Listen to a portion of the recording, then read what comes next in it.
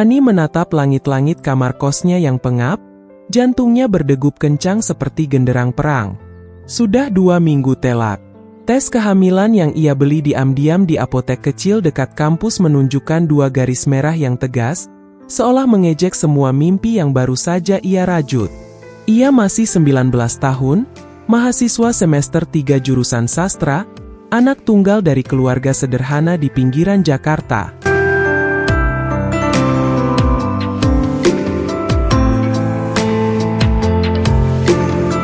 Ayahnya sopir angkot, ibunya penjahit keliling. Mereka bangga sekali saat Rani diterima di universitas negeri dengan beasiswa. Tommy, pacarnya, adalah alasan semua ini terjadi. Mereka bertemu di orientasi mahasiswa baru. Tommy, 20 tahun, anak orang kaya yang kuliah di universitas swasta ternama, tapi sering bolos untuk nongkrong. Mobilnya selalu parkir di depan gerbang kampus Rani, menjemput dengan senyum yang membuat Rani lupa diri. Awalnya hanya ciuman di bioskop, lalu pelukan panas di kontrakannya, hingga akhirnya malam itu, malam yang Rani ingat dengan rasa bersalah yang membakar, di sebuah hotel murah di pinggir kota.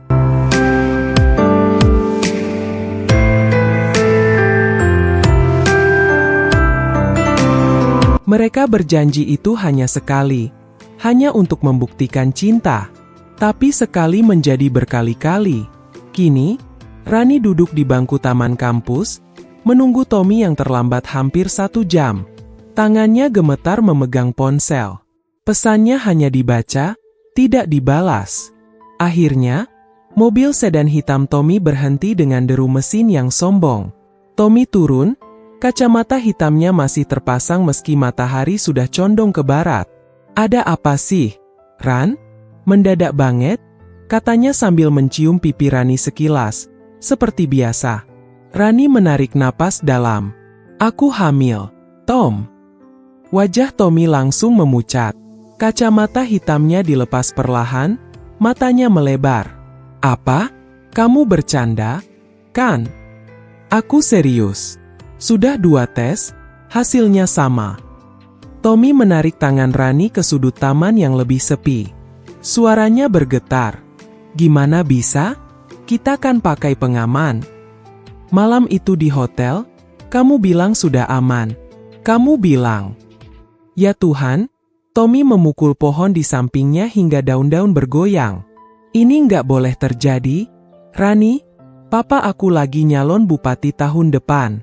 Kalau ketahuan, habis aku." Rani menatapnya dengan mata berkaca-kaca. "Habis kamu? Ini tubuh aku, Tommy. Ini hidup aku yang hancur kalau orang tua aku tahu." Pertengkaran pertama meledak di sana, di bawah pohon akasia yang biasa jadi saksi ciuman mereka. Tommy menyalahkan Rani karena terlalu sering minta. Rani menangis histeris, menampar pundak Tommy berkali-kali sampai tangannya lecet. Mahasiswa lain mulai melirik, tapi mereka tidak peduli. Malam itu, Rani pulang ke rumah dengan mata sembab. Ibunya langsung curiga. "Kenapa matamu merah, Nak?" "Alergi, Bu." Bohong Rani sambil buru-buru masuk kamar. Di kamar, ia menelpon Tommy berulang kali. Akhirnya diangkat, tapi suara Tommy dingin. "Besok kita ke dokter. Aborsi aja. Aku yang bayar semua." Rani terdiam. "Aborsi? Kamu gila? Itu anak kita, Tommy." "Anak? Kita masih kuliah, Ran. Aku nggak mau tanggung jawab sekarang." Telepon ditutup sepihak. Rani menangis sampai pagi, bantalnya basah. 2 hari kemudian, mereka bertemu di klinik aborsi ilegal yang direkomendasikan teman Tommy. Tempatnya kotor, baunya menyengat obat dan ketakutan.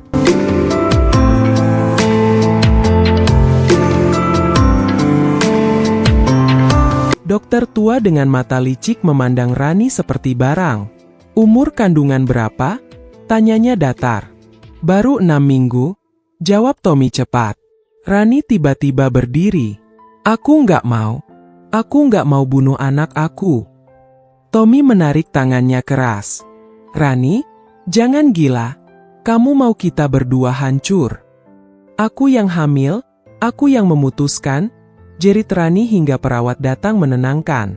Mereka pulang tanpa melakukan apa-apa. Di mobil, pertengkaran kedua meledak lebih hebat. Tommy memukul setir berkali-kali sampai tangannya berdarah. Kamu mau apa sih? Mau aku nikahi? Aku belum siap. Papa aku pasti bunuh aku kalau tahu. Kalau nggak mau tanggung jawab, kenapa dulu kamu buat aku hamil? Rani menangis terseduh. Aku cuma mau senang-senang. Rani, bukan ini.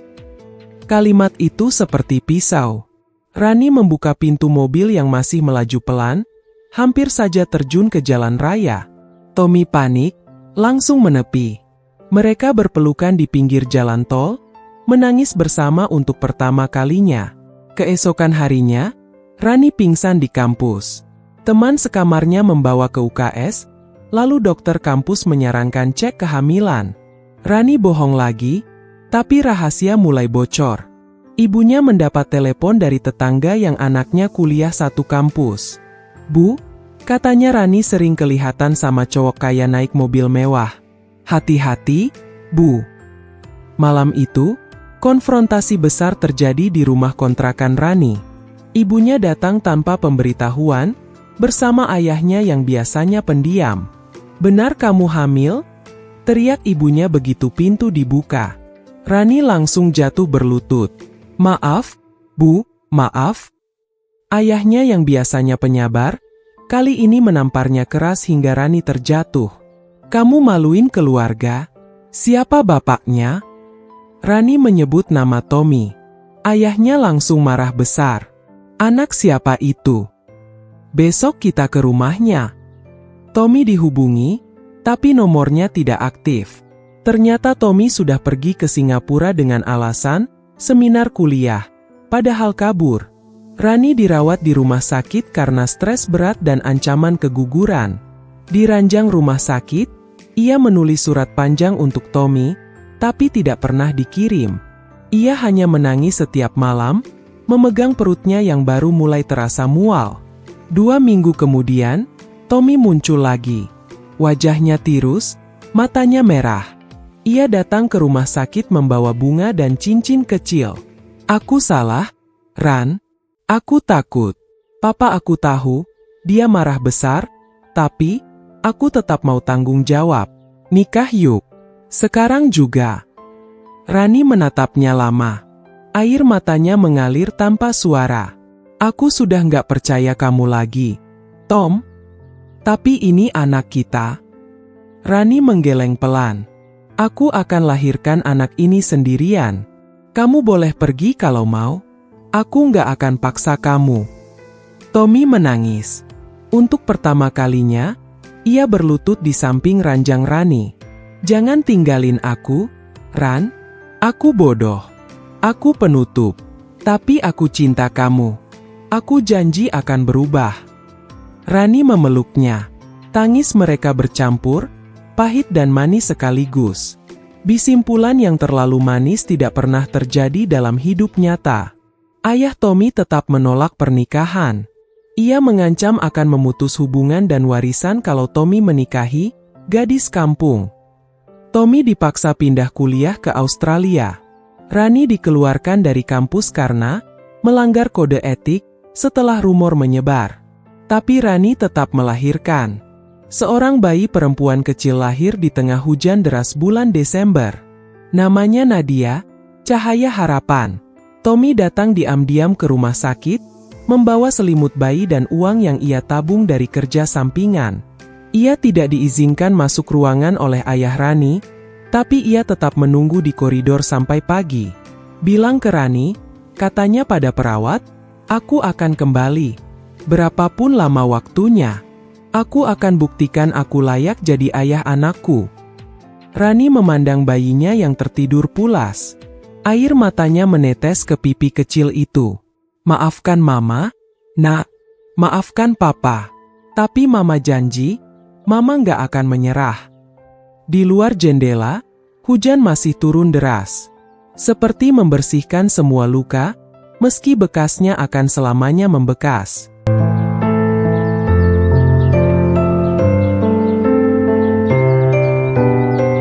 Tiga hari setelah kelahiran, ruang rawat inap rumah sakit kecil di pinggiran Bogor masih berbau disinfektan dan kesedihan.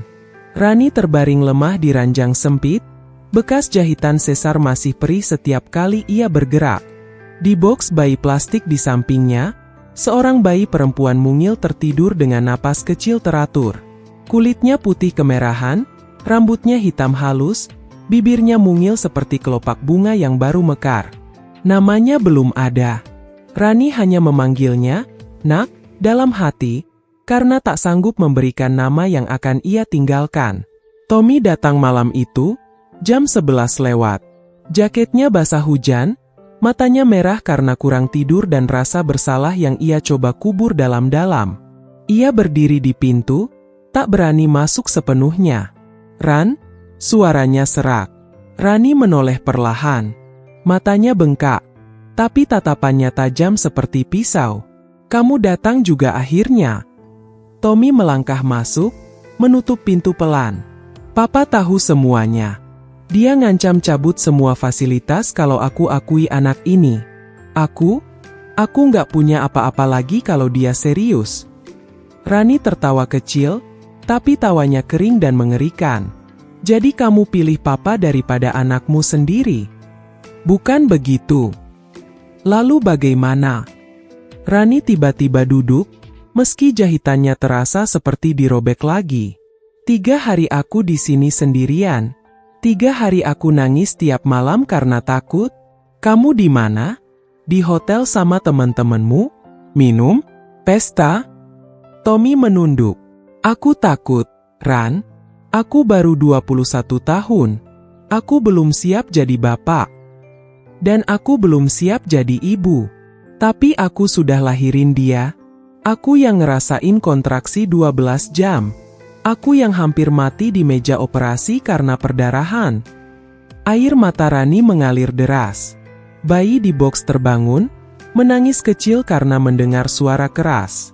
Tommy mendekat, mencoba memeluk Rani, tapi Rani menolak keras, mendorong dadanya hingga Tommy tersandung. "Jangan sentuh aku. Jangan pernah sentuh aku lagi." Pertengkaran itu berlangsung hingga perawat datang memohon mereka diam. Tommy akhirnya pergi dengan wajah pucat, meninggalkan janji kosong, "Aku cari jalan." Malam berikutnya, jam 1 dini hari, Rani sudah boleh pulang, tapi tak ada yang menjemput. Ia menggendong bayi perempuan itu dengan tangan gemetar, tasnya hanya berisi pakaian bekas dan popok sekali pakai. Di luar gerimis. Taksi menolak karena bayi terlalu kecil. Akhirnya ia naik angkot, duduk di pojok sambil menangis diam-diam. Sampai kontrakan sempit di Depok, pemilik kos sudah menunggu dengan wajah marah. "Nunggak 4 bulan, besok kalau nggak bayar, kunci aku ganti." Rani hanya mengangguk. Ia masuk, mengunci pintu, lalu duduk di lantai sambil menggendong anaknya yang mulai rewel karena lapar. Jam 2 pagi, pintu diketuk keras. Tommy berdiri di sana, wajahnya basah, entah hujan atau air mata. Matanya liar. Di tangannya, kunci mobil. "Aku sudah putuskan," katanya datar. "Kita buang dia." Rani menatapnya seperti melihat hantu. "Apa yang kamu bilang?" "Kita bawa ke hutan. Di puncak. Malam ini juga. Kita tinggalin di sana. Besok kita bilang dia meninggal karena demam. Tidak ada yang tahu." Rani memeluk bayinya erat-erat hingga anak itu menangis kencang. "Kamu gila." "Aku serius." Tommy masuk, menutup pintu. Suaranya bergetar tapi dingin. "Kamu mau kami hidup di jalanan? Kamu mau anak ini besar tanpa bapak? Tanpa apa-apa? Aku nggak mau hidup susah. Rani, aku nggak sanggup." "Dia anakmu," jerit Rani. "Darah dagingmu." Tommy tiba-tiba merenggut bayi dari pelukan Rani. Bayi itu menangis semakin keras. "Kembalikan." Rani mencoba merebut, tapi Tommy menahan dengan satu tangan.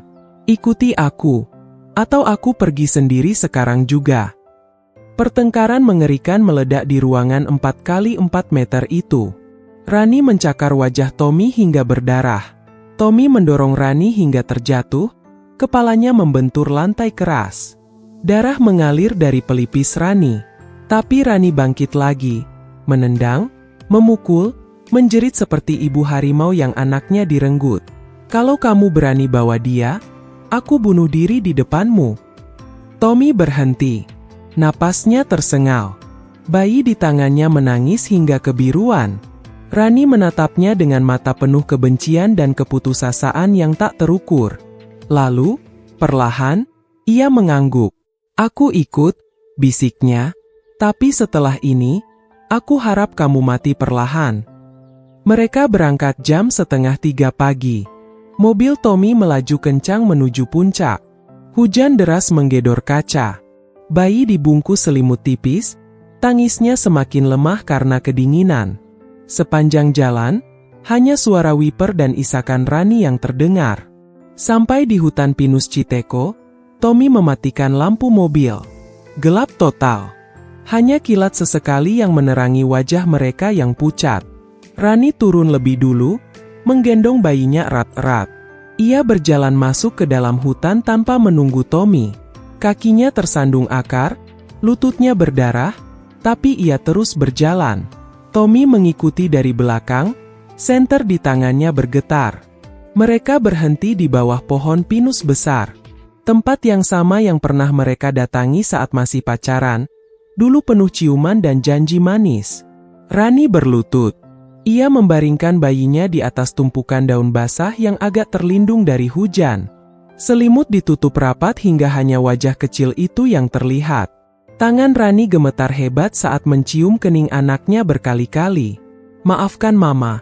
Nak, maafkan mama yang pengecut, maafkan mama yang gak cukup kuat buat kamu. Air matanya jatuh ke pipi bayi itu. Tommy berdiri di belakang, wajahnya basah, suaranya hilang. Ayo pergi, katanya akhirnya, hampir tak terdengar. Rani tak bergerak. Ia hanya menatap wajah anaknya yang mulai tertidur karena kedinginan. Tommy menarik lengannya keras. Ayo, Rani. Rani menoleh. Matanya kosong. Pergi duluan. Aku nyusul. Tommy ragu sesaat, lalu berbalik dan berlari ke mobil. Mesin dinyalakan. Lampu menyala. Mobil bergerak perlahan menuruni jalan tanah. Rani tetap di sana, sendirian dengan anaknya di tengah hujan deras. 1 menit, 2 menit, tangis kecil terdengar lagi. Rani menangis histeris. Ia memeluk bayinya lagi, mengguncangnya pelan. Jangan tidur di sini. Mama salah, mama pulang. Tapi dingin sudah merenggut napas kecil itu. Rani menjerit hingga tenggorokannya berdarah. Ia menggendong tubuh mungil yang sudah tak bergerak lagi, berlari keluar hutan, tersandung, jatuh, bangkit lagi. Di pinggir jalan raya, ia ambruk. Seorang sopir truk melihatnya, berhenti, dan membawa ibu dan bayi itu ke rumah sakit terdekat. Tapi sudah terlambat. Bayi perempuan itu meninggal karena hipotermia. Rani selamat, tapi jiwanya tidak. Tommy menghilang keesokan harinya. Nomornya mati. Keluarganya pindah ke luar negeri. Rani tak pernah melaporkan apapun. Ia hanya duduk di kamar kosong, memeluk selimut kecil yang masih berbau susu bayi, dan menangis tanpa suara setiap malam. Anak perempuan yang tak sempat diberi nama itu dikubur di TPU umum tanpa batu nisan. Dan setiap kali hujan turun, Rani akan berdiri di balkon kontrakan, menatap langit, berbisik pada angin. Maafkan mama yang membunuhmu.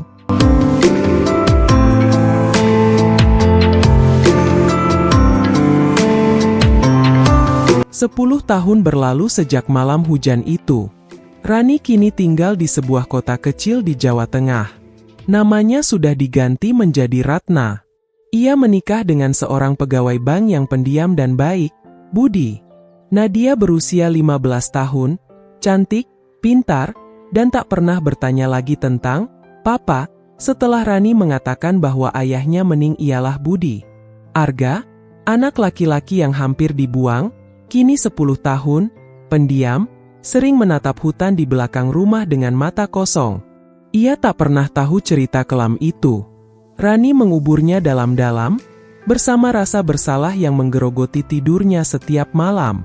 Tommy, atau kini bernama Reza, hidup nyaman di Bali. Menikah dengan anak pengusaha hotel.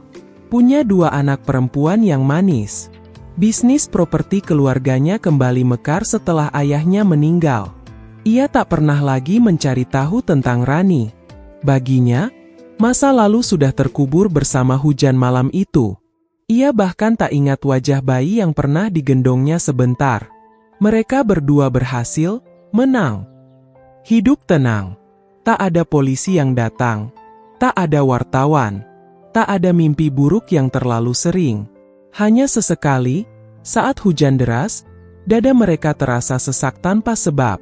Tapi di tempat yang sama sekali tak mereka duga, di jantung hutan pinus Citeko yang gelap dan sunyi, kehidupan lain sedang berlangsung.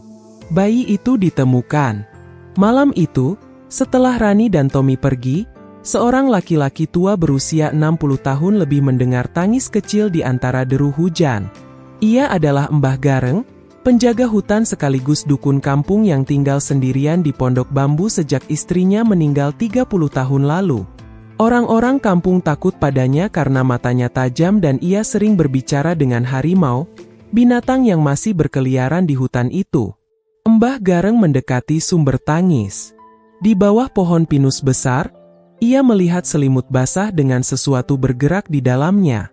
Ia membuka selimut itu perlahan, dan matanya bertemu dengan sepasang mata bayi yang ketakutan tapi masih hidup. "Ya Tuhan," bisik Mbah Gareng. Bayi itu dingin sekali. Napasnya tersengal. Tapi masih hidup. Tanpa pikir panjang, Mbah Gareng menggendong bayi itu, membawanya ke pondok kecilnya. Ia menyalakan tungku, menghangatkan air, membersihkan tubuh kecil itu dengan daun sirih hangat.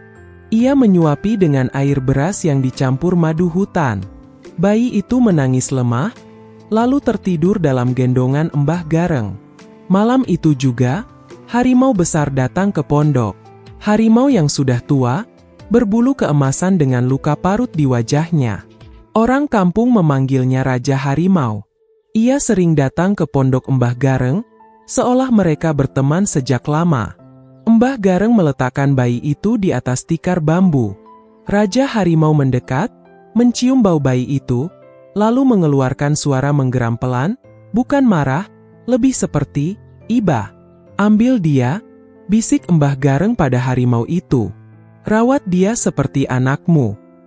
Dan anehnya, harimau itu mengangguk. Ia mengangkat bayi itu dengan lembut di antara giginya, hanya menggigit selimut, lalu membawa bayi itu masuk lebih dalam ke hutan. Sejak malam itu, bayi itu hilang dari dunia manusia. Mbah Gareng tak pernah menceritakan pada siapapun.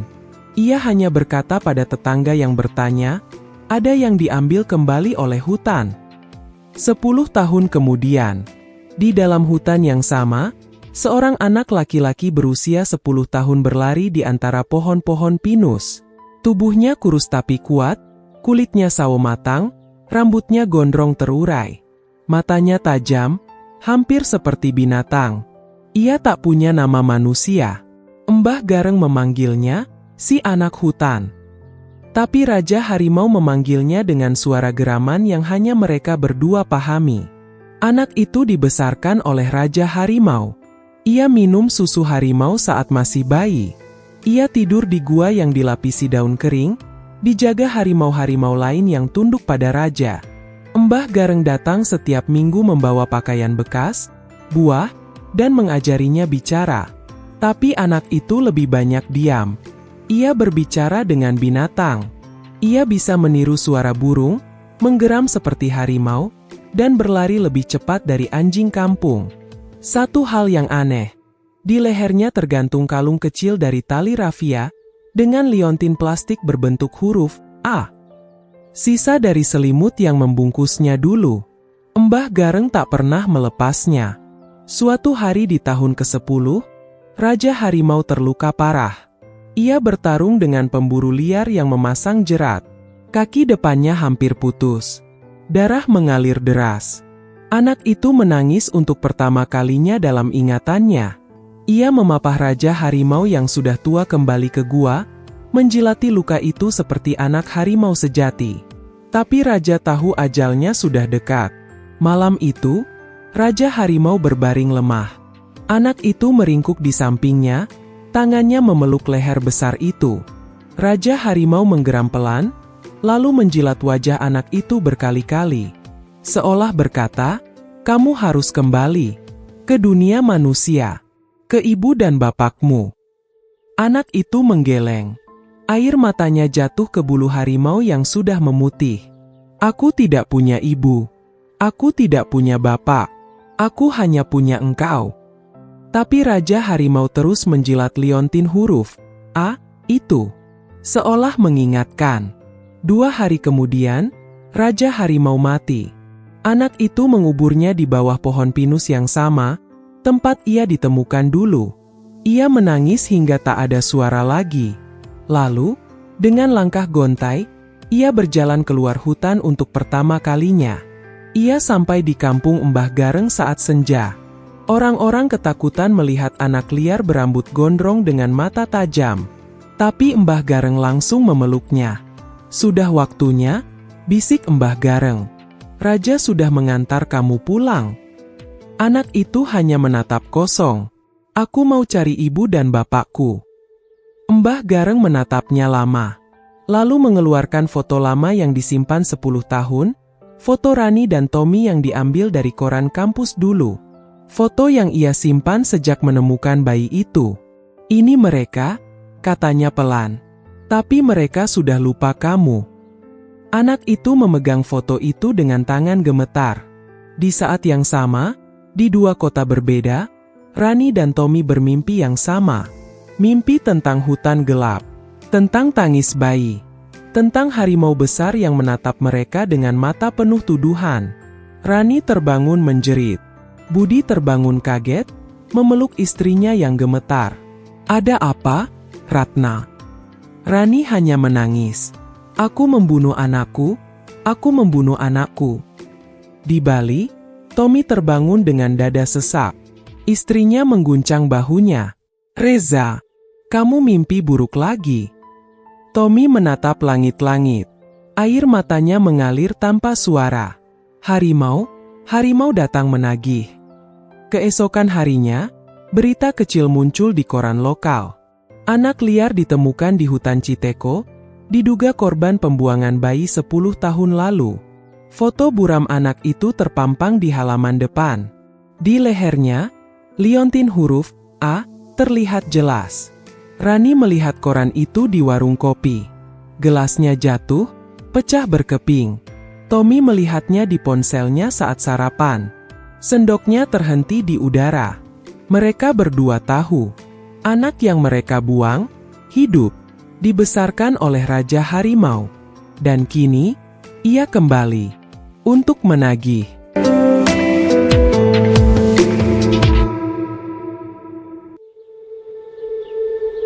Malam itu hutan Citeko gelap gulita. Awan menutup bulan rapat-rapat, hanya sesekali kilat kecil menyelinap di ufuk, memperlihatkan bayang-bayang pohon pinus yang tinggi menjulang seperti tombak raksasa. Udara dingin menusuk tulang. Bau tanah basah dan darah segar bercampur di hembusan angin. Di tengah kegelapan itu, seorang remaja berusia 16 tahun berjalan tanpa suara. Rambutnya hitam panjang terurai liar sampai pinggang, kulitnya sawo matang penuh bekas goresan lama, matanya kuning keemasan, bersinar di kegelapan seperti mata binatang malam. Namanya Rima. Nama yang diberikan Mbah Gareng 3 tahun lalu, ketika ia akhirnya mau menerima nama manusia. Sebelum itu, ia hanya anak hutan. Di sampingnya, berjalan seekor harimau Sumatera besar. Bulunya hitam legam bercampur loreng oranye tua, badannya penuh luka parut. Ia adalah anak Raja Harimau yang dulu merawat Rima. Orang kampung memanggilnya Bagas. Bagi Rima, ia adalah kakak. Saudara darah yang satu-satunya ia miliki. Mereka tidak berbicara. Tak perlu. Rima hanya mengangkat tangan kanannya sedikit, Bagas langsung berhenti. Telinganya bergerak-gerak. Ia mencium sesuatu. Bau manusia. Bau mesiu. Bau ketakutan. Rima menutup mata. Napasnya pelan. Ia bisa mendengar detak jantung 7 orang di kejauhan. 300 meter ke arah timur laut. Mereka membawa senapan, juga parang panjang, dan jaring kawat. Pemburu. Malam ini mereka datang untuk harimau betina yang baru melahirkan 3 anak di gua sebelah barat. Rima tahu. Ia sudah mengawasi gua itu selama 2 minggu. Anak-anaknya masih buta. Ibunya lemah karena kelaparan. Musim kemarau panjang membuat rusa dan babi hutan menipis. Rima membuka mata. Cahaya kuning di matanya semakin terang. Bagas, bisiknya hampir tak terdengar. Kita selamatkan mereka. Harimau itu menggeram pelan, tanda setuju. Mereka berlari. Bukan lari manusia. Rima melompat dari akar ke akar, dari batu ke batu, kakinya hampir tak menyentuh tanah. Bagas mengikuti di sampingnya. Tubuh besarnya bergerak tanpa suara di antara semak belukar. 10 menit kemudian, mereka sudah berada di atas tebing kecil yang mengintip ke sebuah padang kecil. Di bawah sana, 7 pemburu sedang memasang perangkap. Lampu senter mereka menyapu-nyapu. Salah satu dari mereka membawa senapan angin berlaras panjang. Yang lain memegang senapan rakitan kaliber 12. Rima mengenali wajah salah satunya. Pak Minto, pemburu paling kejam di kampung sebelah. 2 tahun lalu ia yang menembak mati ibu Bagas. Rima masih ingat bau darah itu. Ia masih ingat jeritan Bagas yang baru dewasa saat itu. Rima mengepal tangan hingga kuku-kukunya menusuk telapak. Darah menetes pelan. Bagas menggeram di sampingnya. Suara dalam dari tenggorokan yang membuat bulu kuduk berdiri. Tunggu, bisik Rima. Kita buat mereka takut dulu. Baru kita serang. Ia mengambil sebuah batu besar, lalu melemparkannya ke arah berlawanan. Batu itu menggelinding keras, memecah ranting-ranting kering. Para pemburu langsung menoleh. Ada apa itu? Suara harimau. Siapin senapan. Rima tersenyum tipis. Senyum yang tak pernah ia tunjukkan pada manusia lain selain Mbah Gareng. Ia mengeluarkan suara. Bukan suara manusia. Suara harimau betina yang sedang marah melindungi anak-anaknya. Suara yang ia pelajari sejak kecil. Suara yang membuat tulang punggung membeku. Para pemburu langsung panik. Lampu senter bergerak liar. Lalu Rima bergerak. Ia melompat dari tebing setinggi 6 meter, mendarat tanpa suara di belakang pohon pinus besar. Bagas mengikuti. Tubuhnya melayang seperti bayangan hitam. Satu persatu, Rima mendekati mereka dari belakang. Yang pertama jatuh adalah pemburu paling muda, mungkin baru 18 tahun. Rima menutup mulutnya dari belakang, pisau kecil dari tulang rusa sudah berada di lehernya. Kalau berteriak, aku bunuh, bisik Rima di telinganya, suaranya dingin seperti es. Anak muda itu mengencingi celananya. Air seni bercampur lumpur. Rima melepaskannya, tapi mengikat tangannya dengan akar tali-tali yang sudah disiapkan. Ia melakukan hal yang sama pada 2 orang lainnya. Cepat, tanpa suara. Hanya Bagas yang menggeram pelan di kejauhan untuk membuat yang lain sibuk mencari-cari. Tinggal 4 orang, termasuk Pak Minto. Mereka berkumpul di tengah, punggung saling menempel, senapan diarahkan ke segala arah. Setan hutan, teriak Pak Minto. Keluarga setan. Rima muncul dari kegelapan. Langkahnya pelan. Rambutnya berkibar ditiup angin malam. Matanya bersinar kuning terang. Para pemburu terpaku. Siapa kamu? Teriak Pak Minto. Suaranya gemetar meski berusaha keras. Rima tidak menjawab. Ia hanya menatap Pak Minto dengan mata yang penuh kebencian selama 10 tahun. Lalu ia mengeluarkan suara lagi. Kali ini suara Raja Harimau yang sudah mati. Suara yang pernah membuat Pak Minto bermimpi buruk selama bertahun-tahun. Pak Minto langsung jatuh berlutut. Senapannya jatuh ke tanah. Itu suara harimau yang aku bunuh dulu. Rima berjalan mendekat. Langkah demi langkah. Aku anaknya, katanya pelan. Aku anak yang kamu buat yatim. Pak Minto mengangkat wajah. Wajahnya pucat seperti mayat. Kamu? Anak liar yang ditemukan 10 tahun lalu. Rima tersenyum. Senyum yang membuat darah membeku. Aku bukan anak liar. Aku anak hutan. Dan malam ini, hutan menagih hutang darah. Bagas muncul dari belakang. Tubuhnya besar menutupi bulan yang akhirnya muncul dari balik awan. Para pemburu menjerit. Ada yang lari. Ada yang pingsan. Rima tidak mengejar. Ia hanya berdiri di tengah, tangannya terangkat. Dari segala penjuru, harimau-harimau lain muncul. 5 ekor, 7 ekor, 10 ekor. Semua anak dan cucu Raja Harimau yang dulu. Mereka mengelilingi para pemburu seperti dinding hidup. Malam itu tidak ada yang mati. Tapi semua pemburu itu pulang tanpa senapan, tanpa sepatu, tanpa nyali. Mereka berlari keluar hutan dengan cerita yang sama. Ada gadis setan berambut panjang dengan mata kuning dan pasukan harimau yang menjaga hutan. Sejak malam itu, tak ada lagi pemburu yang berani masuk ke hutan Citeko. Di gua kecil yang dulu menjadi rumahnya, Rima duduk di depan api unggun kecil. Bagas meringkuk di sampingnya, kepalanya berada di pangkuan Rima. Rima memandang liontin huruf A yang masih tergantung di lehernya. Ibu, bapak, bisiknya pada api. Kalian pikir bisa lari dari dosa kalian. Tapi hutan tidak pernah lupa. Aku tidak pernah lupa. Air mata jatuh 1 tetes. Hanya 1. Lalu menguap di atas api. Di luar, bulan purnama bersinar terang. Cahaya perak membalut tubuh Rima dan Bagas, seolah hutan sendiri memeluk anaknya yang hilang. Rima menutup mata.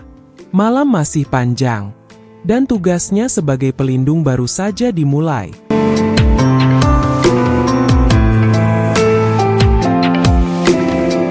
Hutan Citeko di akhir musim hujan terasa lebih berat dari biasanya.